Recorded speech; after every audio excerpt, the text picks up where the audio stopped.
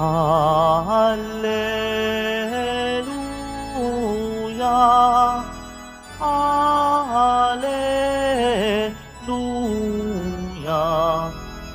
Alleluia,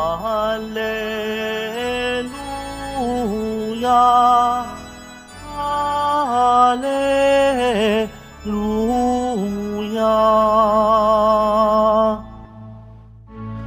Si Kristo ay nagtagumpay, nalupig ang kamatayan, nagningning ang pagkabuhay.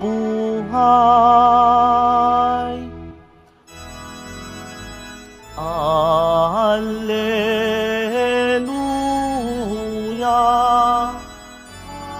Alleluia,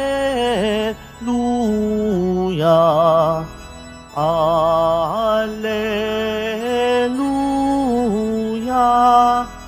Alleluia.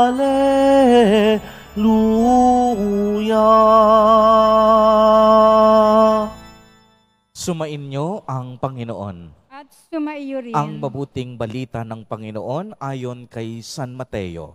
Papuri sa iyo, Panginoon. Noong panahong iyon, samantalang nagsasalita si Jesus, may dumating na isang pinuno ng mga Hudyo. Lumuhod ito sa harapan niya at ang sabi, "Kamamatay lang po ng aking anak na babae. Ngunit sumama lamang kayo sa akin at ipatong ang iyong kamay sa kanya, ay mabubuhay siya." Tumindig si Jesus at sumama sa kanya, gayon din ang kaniyang mga alagad. Sumunod din ang isang babaeng may 12 taon ng dinudugo. Lumapit ito sa likuran ni Jesus at hinipo ang laylayan ng kaniyang damit, sapagkat sinabi niya sa sarili, "Mahipo ko lang ang kaniyang damit, ay gagaling na ako." Bumaling si Jesus at pagkakita sa kaniya'y sinabi, "Anak, lakasan mo ang iyong loob. Pinagaling ka ng iyong pananalig." Noon di, gumaling ang babae. Nang dumating si Jesus sa bahay ng pinuno, nakita niya ang mga manunugtog ng plauta at maraming taong nagkakaingay. Sinabi niya, "Magsilabas kayo. Hindi patay ang bata, natutulog lang." At siya ay pinagtawanan nila. Ngunit nang mapalabas na ang mga tao, pumasok siya, hinawakan sa kamay ang bata, at ito'y nagbangon. Ang balita tungkol sa pangyayaring ito ay kumalat sa buong lupaing iyon. Ang mabuting balita ng Panginoon. Pinupuri ka namin, Panginoong Hesukristo. Magsiupo muna po ang lahat. Magandang umaga po sa inyong lahat, mga kapatid kay Kristo. Sa lahat po ng ating mga taga-subaybay sa iba't ibang online platforms at sa lahat ng ating mga kadiboto sa iba't ibang panig ng Pilipinas at maging sa buong mundo kung saan tayo ay naaabot ngayon ng ating live streaming. Mapayapang tanghali din po sa inyong lahat. Purihin at dakilain natin ang ating Panginoon, ang mahal na poong Jesus Nazareno.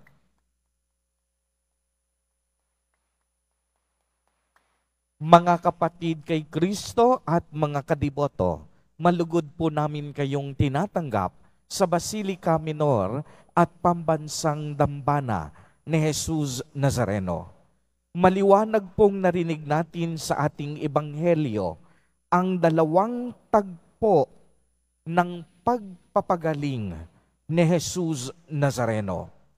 Una, ang babaeng dinudugo sa loob ng 12 taon at siya ay lubhang nahihirapan na.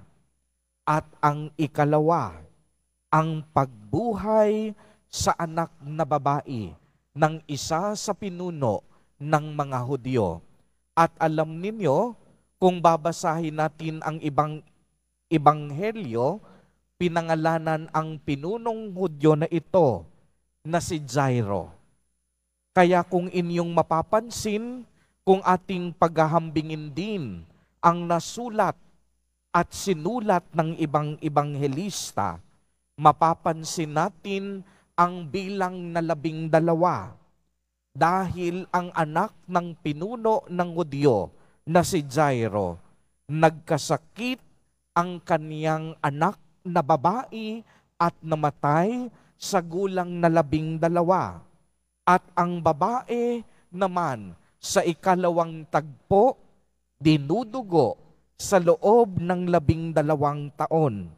Kaya nga ang bilang na 12 sumisimbolo sa kaganapan, sapagkat ang dalawang ito ay naranasan ang kagalingan at himala dahil sa kapangyarihan at awa ni Jesus Nazareno. Kung inyong mapapansin, mahalaga din sa atin ang bilang na 12. Mayroong tayong 12 buwan. Patunay na sa araw-araw, nais ng Diyos na tayo ay gumaling din sa ating mga sakit at karamdaman. Uulitin ko po, nais ng Panginoon na tayo ay gumaling sa ating mga sakit at karamdaman. Ang Panginoon natin ay Diyos ng kabutihan at wala siyang hinahangad sa atin kung hindi kung ano ang makabubuti sa atin, kung ano ang makapagpapagaling sa atin, at kung ano ang makapagbibigay kaligtasan at kaginhawahan sa atin. Walang tigil at tuloy-tuloy ang grasya ng Diyos na ipinagkakaloob sa atin upang maranasan natin ang tunay na paghilom at kagalingan. Sa katunayan nga, ang 12 nangangahulugang maging positibo tayo sa ating buhay at panatilihin natin ang pananampalataya sa araw-araw. Mapapansin din natin na sa pagpapagaling ni Jesus Nazareno sa ating ebanghelyo, yan ay may kalakip na iba yung pananampalataya. Ano ang pananampalataya? Ang pananampalataya po ay ang ating paniniwala, ang ating pagtitiwala, at ang ating pag-asa sa mabathalang awa at kapangyarihan ng Diyos. Binibigyang diin sa ating ebanghelyo ngayon ang pananampalataya ng isang pinuno ng Hudyo. At anong sabi niya? Sa pamamagitan lang ng iyong salita, Panginoon, gagaling na ang aking anak. At ang pananampalataya ng babae na sa kinalaunan gumaling siya sa pamamagitan ng paghipo sa damit ni Jesus Nazareno. Kaya nga kung inyong mapapansin, napakaganda ng ating salmo responsoryo. Binabanggit dito, pag-ibig ng Diyos ay ganap sa tanan, siya ay nahahabag. Tunay ngang bawat araw, kinahahabagan tayo ng Diyos dahil tayo ay Kanyang iniibig. Walang araw na hindi tayo minahal ng Diyos.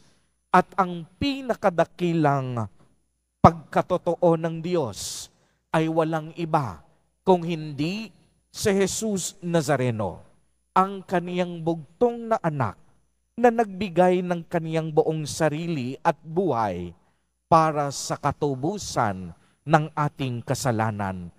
At dahil na rin sa pagtitiis na dinanas ni Jesus Nazareno hanggang kamatayan sa krus, inaasahan natin na tayo ay kanyang pagagalingin din sa pamamagitan ng kaniyang mga sakripisyong inihandog sa Diyos.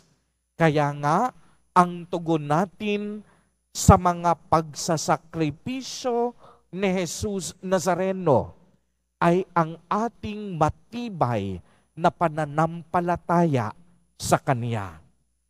Mga kapatid kay Kristo at mga kadiboto, mas lalo nawa nating palawakin at palalimin ang ating pananalig sa Diyos sa paghahangad natin ng tunay na kagalingan sa ating mga sakit, pati na rin ang paghilom ng karamdaman ng ating mga kaibigan at mga kapag-anak. At makikita natin na ang ating Panginoong Hesus Nazareno ay may kakayahang unawain ang bawat isa sa atin sa lahat ng ating pinagdadaanan, sa lahat ng mga pagsubok na ating kinaharap, lalong-lalo na sa mga karamdaman na taglay natin sa kasalukuyan. Kaya nga sa ating buhay, lagi po nating tatandaan, palagi nating ipamalas ang ating pananampalataya. Ang pananampalatayang naniniwala at nagtitiwala sa kagandahang loob ng Diyos.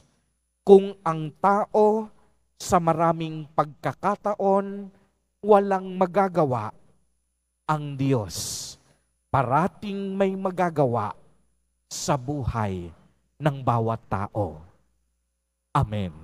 Purihin at dakilain natin ang ating Panginoon, ang mahal na poong Jesus Nazareno.